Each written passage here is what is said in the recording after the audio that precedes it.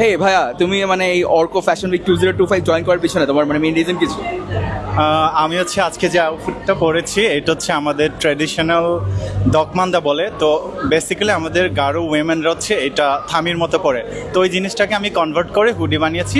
তো আমি যে কালচার থেকে বিলং করি, গারো কমিউনিটি থেকে, তো আমাদের কালচারটাকে হচ্ছে এখন ট্রেন্ডি যে আমি একটা ব্যাগি প্যান্ট পরেছি ওইটার সাথে কম্বাইন করে ফিউশন করার ট্রাই করেছি। মানে কাইন্ড অফ হচ্ছে আমিও আসলাম, এনজয় করলাম এবং আমার কালচারটাকেও আমি তুলে ধরলাম। মানে you want to represent your culture. Yes, ভাইয়ার কি র্যাম্পে হাঁটা হয়েছে আজকে?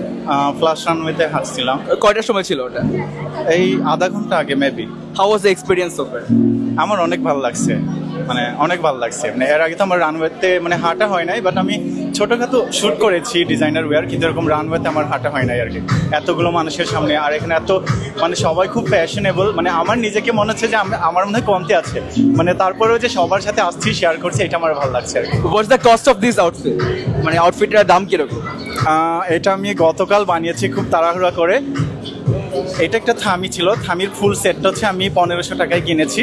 তারপর এটা বানানোর খরচ হচ্ছে 700 বা 600 নিয়েছে, 700 মেবি 700 2400 টাকা। তারপর হচ্ছে প্যান্টটা হচ্ছে রেডিমেড ছিল, এটা খুব সম্ভবত আমি 400 টাকায় কিনেছি।